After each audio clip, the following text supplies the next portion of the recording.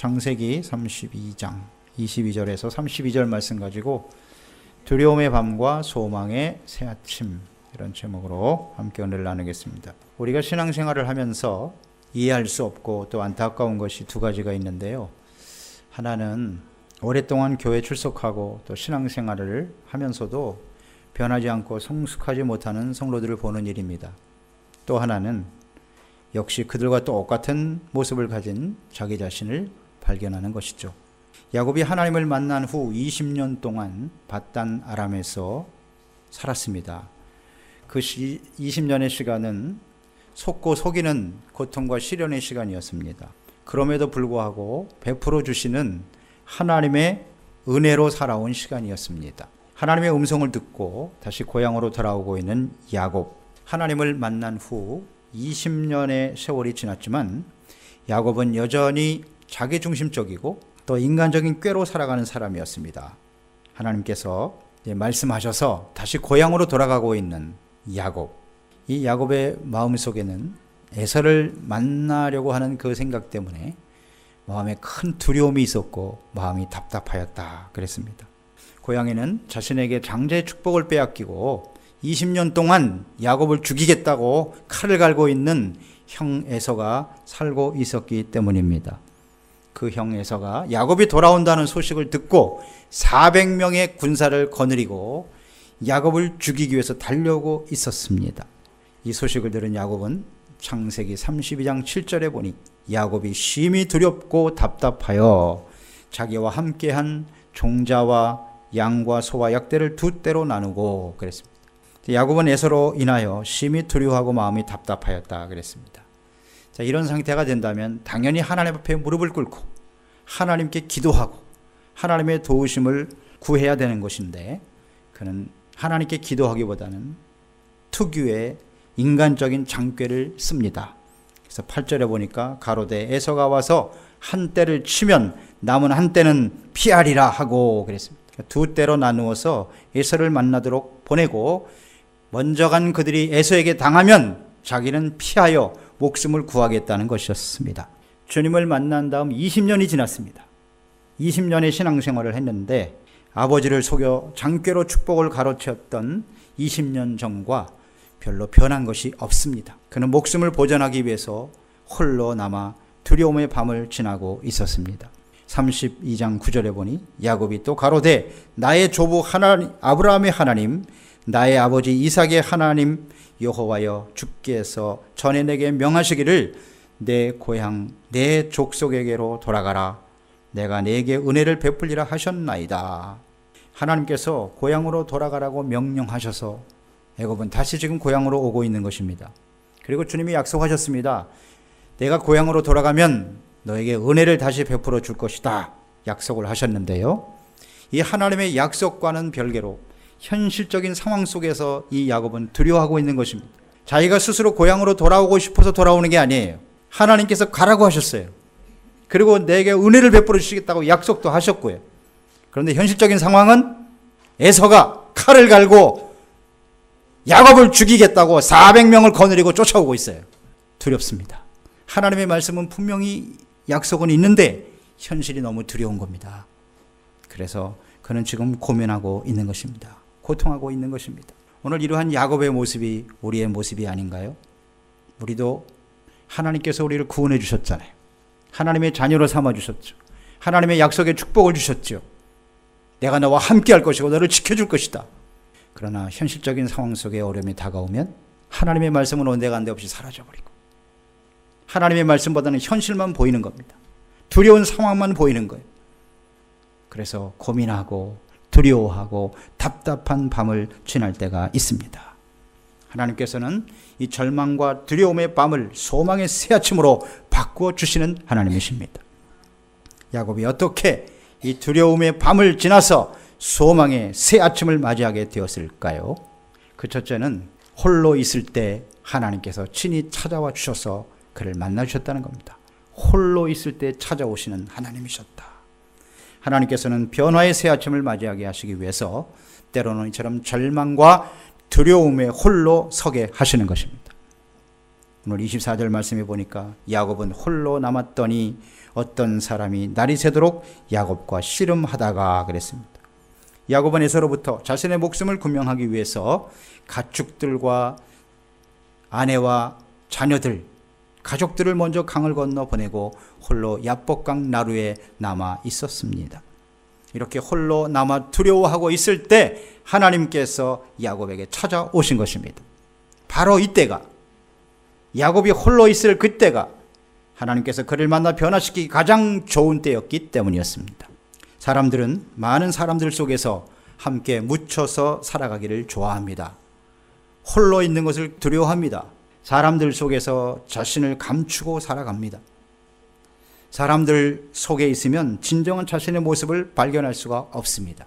하나님을 깊이 만날 수가 없습니다. 사람은 누구나 진실한 자신의 모습을 발견하지 못하면, 자신의 진실한 모습을 대면하지 못하면 변화되지 못합니다. 사람이 홀로 있을 때 비교적 정직해집니다. 왜냐하면 다른 사람의 눈치를 볼 필요가 없기 때문이에요.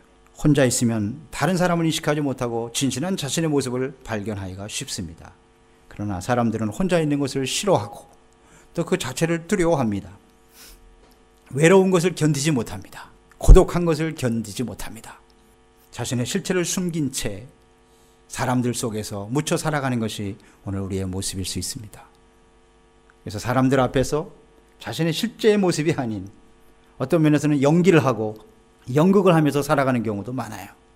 유명한 철학자였던 키에르케고르는 이런 말을 했어요. 신앙이란 무엇이냐? 창조주 앞에 피조물인 인간이 외톨이로 홀로 단독으로 서는 실존의 결단이다. 그런 말을 했습니다. 하나님의 고독한 밤에 야곱을 찾아오신 것은 두려움의 밤을 지나 소망의 새 아침을 맞이하는 시작이 될 수 있었습니다. 홀로 있을 때 하나님께서 찾아오시더라. 그래요. 우리가 많은 시련과 고난을 당할 때 어떤 면에서 주변에 사람들이 많은 것 같지만 나의 그 아픔과 고통 이해해 줄 수 있는 사람이 많지 않습니다. 같이 사는 아내도, 같이 사는 남편도, 자녀들도 자기의 그 고독과 슬픔과 아픔을 이해해 주지 못하고 혼자 있을 때가 많아요. 이 세상에 나 혼자인 것 같이, 혼자 떨어져 있는 외딴 섬과 같이 고통하며 살아갈 때가 있습니다. 하나님께서는 바로 그 홀로 있는 그때에 주님께서 찾아오셔서 우리를 만나 주시는 것입니다. 하나님 앞에 정직하게 자신의 삶을 내려놓도록 하기 위해서 야복강 나루 앞에 하나님은 우리를 이처럼 홀로 세워주시는 것입니다. 이 야복이라고 하는 히브리어 원어의 뜻은 비운다는 뜻을 갖고 있어요. 공허하다, 그런 의미를 갖고 있습니다. 야곱을 찾아오셔서 자신의 연약하고 비굴하고 인간적이고 이기적인 모습을 보고 자기 자신을 발견하라는 겁니다. 그래서 그것을 다 비워내라는 거예요. 야복, 내 마음속에 있는 그 모든 것을 하나님 앞에 내려놓고 회개하고 돌이키도록 하시기 위해서 혼자 있는 야곱을 찾아오신 하나님이십니다. 하나님께서는 우리가 홀로 두려움의 밤을 지나고 있을 때 우리에게 찾아오셔서 우리가 가지고 있는 인간적인 생각들, 육체의 정욕, 교만, 아집, 불신앙, 두려움 등을 다 비워내기를 원하십니다. 그래서 우리가 홀로 야복나루에 서게 하시는 하나님이신 것입니다. 그곳에서 우리가 하나님을 진심으로 만나고 자기 자신의 실제의 모습을 발견하고 깨닫게 되어질 때 우리는 소망의 새 아침을 맞이하게 되는 것입니다. 두 번째는 자신이 얼마나 연약한 존재인가를 깨닫는 것입니다. 하나님 앞에서. 또 하나님은 그것을 깨우쳐 주십니다. 야곱은 자신이 장꾀로 자신이 원하는 모든 것을 얻을 수 있는 그런 확신 속에서 살아왔어요. 자신이 세운 목적을 위해서 수단 방법을 가리지 않고 성취하며 살아온 인생이었습니다. 그래서 에서의 공격에 대해서 두려워하고 있으면서도 그는 하나님 앞에 엎드려서 기도하고 하나님의 도우심을 구하기보다는 인간적인 지혜와 꾀를 사용하여서 가축을 먼저 선물로 보내고 자신의 아내와 자녀들을 보내면, 즉 동생의 혈육들을 만나면 혹시 그 형 에서의 마음속에 있는 분노가, 원한이 좀 누그러들지 않을까 하는 인간적인 생각을 했던 것입니다. 그러니까 자신의 안전을 위해서 가족들의 위험은 안중에도 없는 사람이에요. 그러다가 에서가 분노가 풀리지 않으면 어떻게 되는 거예요? 칼로 죽일 수도 있는 겁니다. 내가 살기 위해서 가족들의 안전도 위험에 노출시키는 사람 야곱입니다. 이러한 이기적이고 인간적인 모습이 깨어지지 않으면 우리는 소망의 새 아침을 맞이할 수가 없기 때문에 하나님께서 친히 찾아오셔서 그와 싸움을 하시는 겁니다. 이 싸움이라고 하는 것은 하나님께서 그를 깨트리시는 과정이 연단하시고 새롭게 하는 과정입니다. 이 싸움은 야곱이 시작한 싸움이 아닙니다. 24절에 잘 나와 있어요. 어떤 사람이 찾아왔어요. 어떤 사람이 와서 함께 씨름을 하였더라, 싸움을 하였더라 그랬습니다. 그러니까 홀로 두려워하고 고통하고 있을 때 하나님이 찾아오셔서 야곱을 깨트리기 시작하시는 거예요. 그러니까 이 야곱은 본능적으로 이 싸움을 걸어온 하나님과 자신을 지키기 위해서 정말 힘을 다해서 싸우는 것입니다. 야곱은 그의 삶의 여정을 보면 웬만한 싸움에서 져본 일이 없는 사람이에요. 싸움은 반드시 이겨야 돼요. 어떻게든 자신의 성공을 위해서, 승리를 위해서 최선을 다하는 사람, 이 사람이 바로 야곱입니다. 그래서 그는 하나님의 싸움을 걸어오셨는데 그 하나님을 이겼다 그랬어요. 이겼다고 그랬어요. 절대 질 수 없다는 거예요. 그 하나님 앞에. 그래서 끊임없이 싸우면서 사생결단으로 몸부림을 치고 싸우니까 나중에 하나님께서 안 되시니까 환도뼈를 치는 거죠. 그래서 환도뼈가 부러져서 위골되었더라. 이 환도뼈가 부러지고서야 비로소 그는 자신과 싸우신 분이 하나님이심을 알게 되었습니다. 이만큼 야곱이 자기중심적인 사람이에요. 얼마나 자기 아집이 강한지. 지금 하나님과 싸우고 있고 하나님이 야곱을 깨트리시기 위해서 역사하고 계시는데도 끝까지 버티는 거예요. 질 수 없다는 겁니다. 자신의 생각을 버릴 수 없다는 거예요. 이 사람이 야곱이에요. 29절에 보니까 야곱이 청하여 가로되 당신의 이름을 고하소서. 그 사람이 가로되 어찌 내 이름을 묻느냐 하고 거기서 야곱에게 축복한지라 그랬어요. 환도뼈가 부러져서 위골이 됐어요. 그러니까 그냥 가면 안 된다는 거예요. 그러면서 당신의 이름이 뭡니까? 라고 묻습니다. 그럴 때 여호와의 사자가 어찌 내 이름을 묻느냐 라고 말씀하셨는데 이게 뭐냐면 알면서 왜 묻느냐 그런 뜻이에요. 지금 너와 싸우고 있는 것이 하나님의 사자인 걸 모르겠어. 내가 알면서 뭘 또 이름을 물어봐? 그런 뜻이죠. 야곱은 이처럼 20년 전에 이미 하나님을 만났고 매일매일의 그 삶이 하나님의 은혜로 살아온 삶이었습니다. 그러니까 하나님을 알면서도 하나님을 모르는 것처럼 살아왔다는 거예요. 이게 야곱의 모습이에요. 하나님이 없는 것처럼 살았어요. 하나님의 도우심 필요 없습니다. 자신의 의지와 노력으로 얼마든지 살아갈 수 있다고 생각하며 살아온 사람이 바로 야곱입니다. 여러분, 우리들 중에도 이 야곱과 같은 삶을 아직도 살아가고 있는 경우가 많잖아요. 하나님을 만났고 모르는 사람은 아니에요. 하나님을 압니다. 그런데 오늘 이처럼 당신이 누굽니까?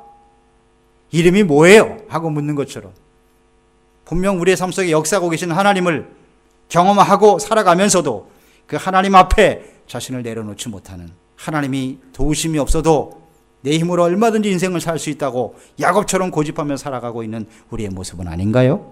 그래서 하나님께서 도저히 안 될 것 같아서 환도뼈를 치신 것, 위고를 시켰어요. 이제는 제대로 걷지도 못합니다.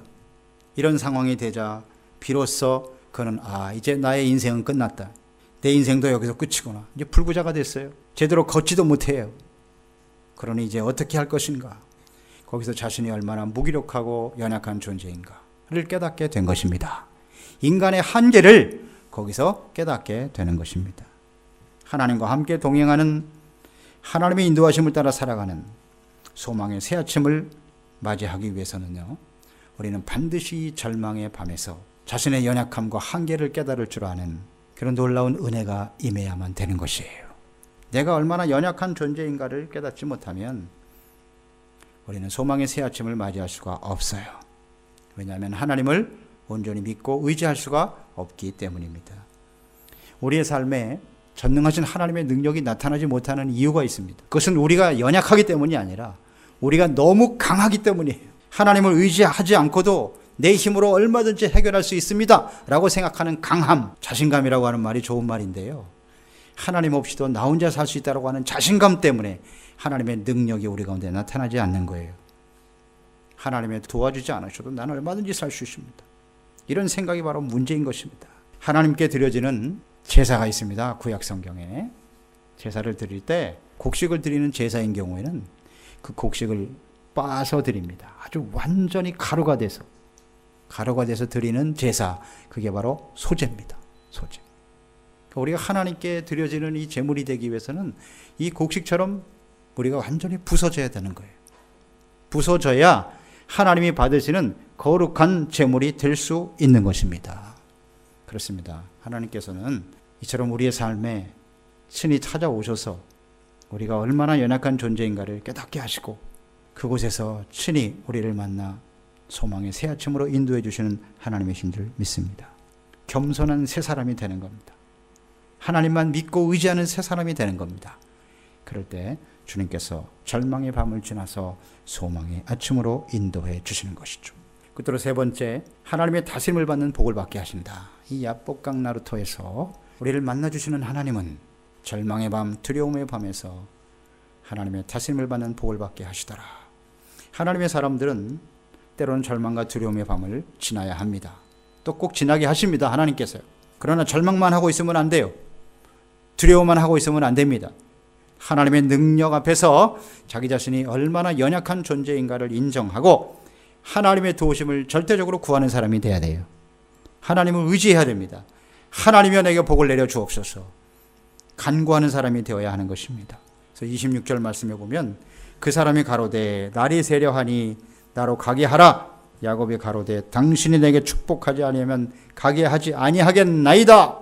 절대로 갈 수 없다는 거예요. 나를 축복하기 전에는 하나님 보내드리실 수가 없습니다. 자, 이런 야곱의 모습을 보면 그가 이제 하나님 앞에 겸손해졌다는 것을 알 수 있죠. 자신의 능력으로는 이제 어떻게 살아갈 수가 없을 것 같아요. 그러니까 하나님께서 내게 복을 주시지 않으면 주님 절대로 주님을 놓지 못하겠습니다. 이처럼 하나님을 절대 의존하는, 하나님을 의지하는 사람으로 바뀌게 되었습니다. 자, 이 상태에서 야곱이 하나님 앞에 복을 구했습니다. 복을 주시지 않으면 절대 보낼 수 없다 그랬는데 야곱이 구한 복은 어떤 것일까요? 여기서 구한 축복은 무엇일까요? 나에게 더 많은 양떼와 가축을 주시옵소서, 그런 축복을 구했을까요? 그것은 아닐 것 같아요. 자신의 생명이 지금 경각에 달려 있습니다. 분노하여 달려오는 에서, 잘못하면 자기의 전 재산을 빼앗기고 자기뿐만 아니라 모든 가족들이 몰살당할 수도 있어요. 그는 누구보다도 에서의 성정을 너무나 잘 알고 있기 때문에, 그래서 그는 지금 생명의 위협을 느끼고 있는 거예요. 그러니까 그가 구한 복은 하나님이여 형 에서의 마음을 감동하여 주사 우리를 그의 손에서 건져 주시옵소서, 생명을 구원하여 주옵소서, 그런 기도가 아니었을까요? 자기는 이제 불구자가 되어서 더 이상 그 가족을 책임질 수가 없는 상태가 되었어요. 자신의 신과 능력으로 지금까지 살아왔어요. 가족들을 충분히 지킬 수 있다고 생각했어요. 자신에게 주어진 재산을 지킬 수 있다고 생각했어요. 그런데 자기는 더 이상 능력이 없어요. 그래서 하나님 앞에 생명을 구하고 가족을 살려달라고 하는 간절한 마음으로 기도했을 것입니다. 하나님이 없이는 나와 우리의 가족들이 살아갈 수가 없으니 주여 도와주시기를 바랍니다. 에서의 마음을 감동시켜 주시기를 바랍니다. 형 에서와 화목하게 만들어 주시고 화해할 수 있도록 도와주시옵소서. 이게 진정한 축복이 아닐까요? 지금 에서와 야곱은 서로 죽일 수밖에 없는 그런 관계였단 말이에요. 그래서 진정 야곱이 이 상황에서 기도했던 것은, 복을 구한 그 복은 화평의 복인 것입니다. 화목하게 하는 축복, 이것이 가장 큰 축복입니다. 야곱은 분명 고향으로 돌아올 때 거부였어요. 하나님이 복을 주셔서 양떼와 소떼가 풍부하였더라 그랬습니다. 많은 재산도 갖고 있었고 자식도 그만하면 뭐 풍성합니다. 자녀들도 그렇고. 그런데 그 마음속에는 두려움과 답답함 때문에 고민하고 있더라는 거예요. 그게 복인가요? 아무리 우리가 많은 것을 누리고 살아도 그 마음속에 참된 화평이 없다면 그것은 복이라고 볼 수 없어요.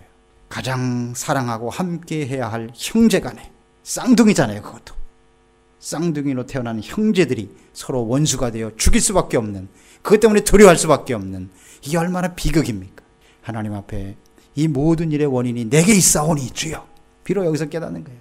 내가 그 원인을 제공했으니까 주여 나를 불쌍히 여겨주시고 형 에서의 마음을 감동하여 우리가 화목하게 만들어 주시옵소서.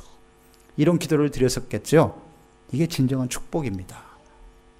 하나님과 화목하고 모든 사람들과의 참된 화목을 누리며 살아가는 이런 복을 비로소 구하게 되더라. 그때 하나님께서 야곱에게 묻습니다. 27절 28절에 말씀하시기를, 그 사람이 그에게 이르되 내 이름이 무엇이냐? 그가 가로되 야곱이니이다.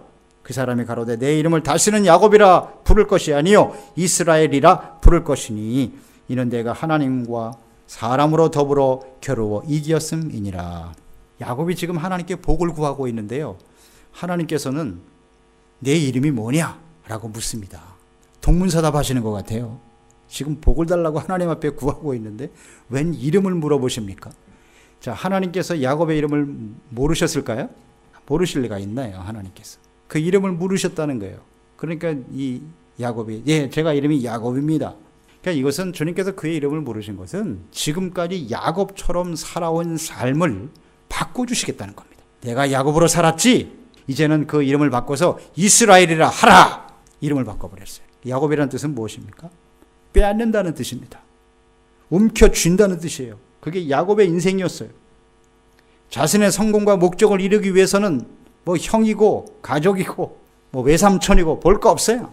무조건 내가 성공하기 위해서 그것을 다 빼앗는 거예요. 속여서라도 빼앗아야 되고 수단 방법을 가리지 않고 자기의 것으로 취하며 살아온 인생, 이것이 야곱입니다. 그 야곱으로 살아온 인생을 버리라는 겁니다. 이제는 하나님의 축복은 거기서부터 시작되는 겁니다. 여러분, 우리가 하나님의 자녀로 살았잖아요. 자녀로 살아가고 있지요.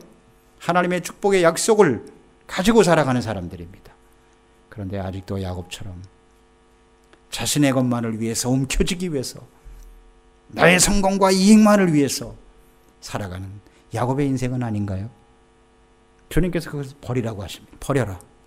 그러면서 이름을 이제부터는 이스라엘이라 하라 그랬습니다. 이스라엘이라고 하는 뜻은 하나님이 다스리신다, 그런 뜻이에요. 내가 주인이 되어서 모든 사람의 것을 빼앗고 자신의 성취와 자신의 성공만을 위해서 사는 야곱의 인생이 아니라 이제는 하나님의 다스림을 받는 하나님의 자녀로서 인생을 살아가라고 주님께서 말씀해 주시는 것입니다. 하나님의 다스림을 받는 삶을 살아라. 할렐루야. 여러분, 이게 진정한 축복이라는 걸 아십니까?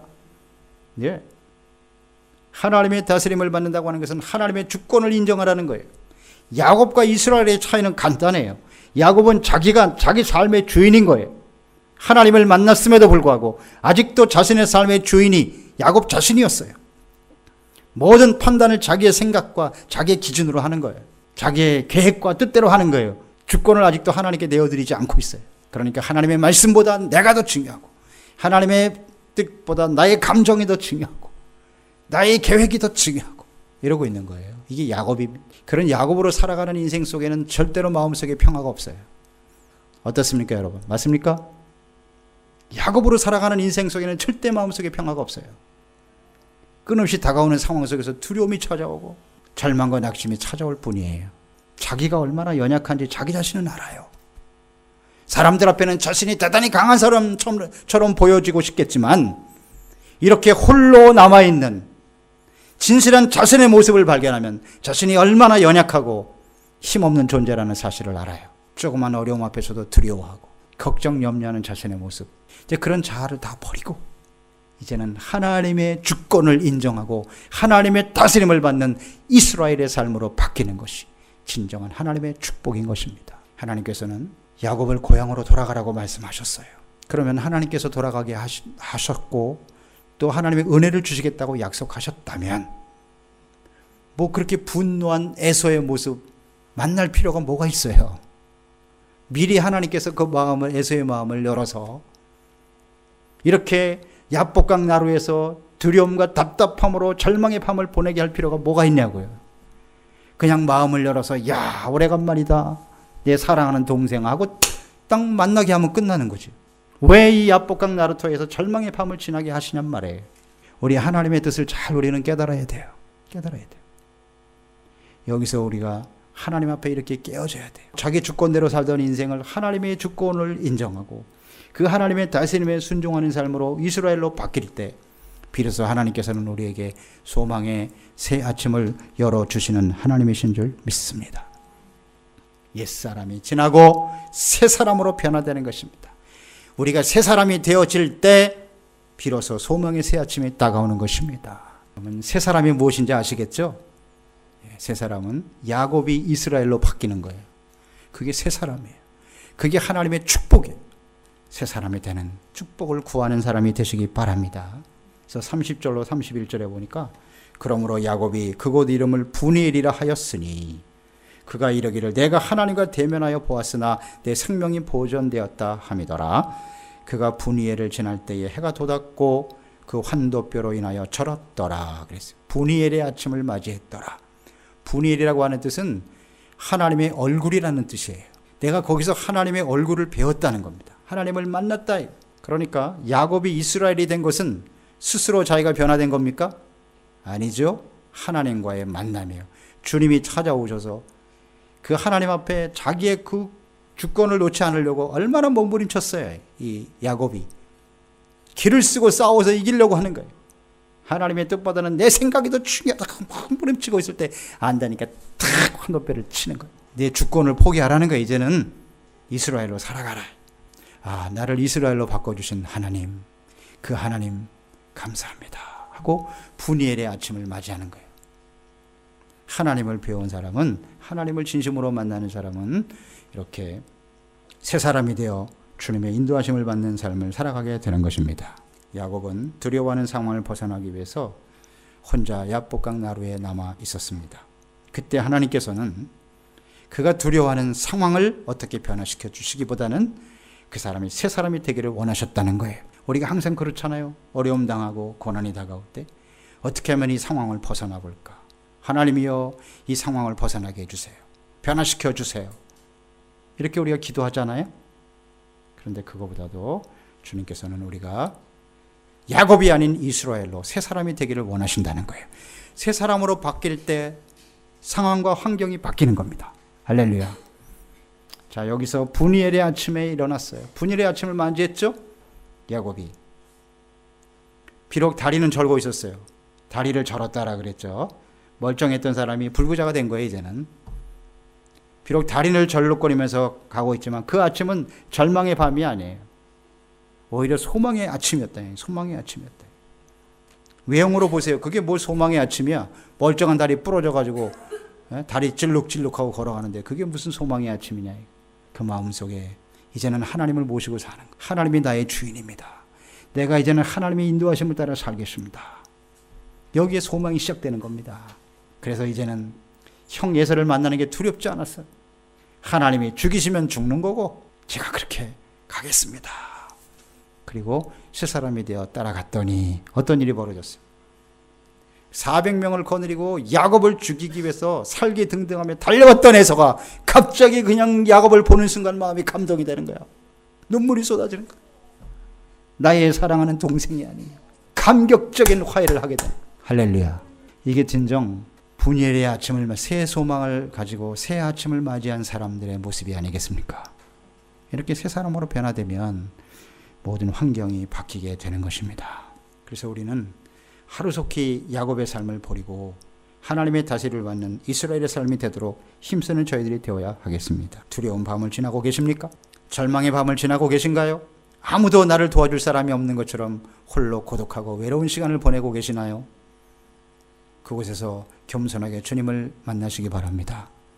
하나님 앞에서 내가 얼마나 연약하고 무기력한 존재인가를 인정하고 주님을 바라보시기를 바랍니다.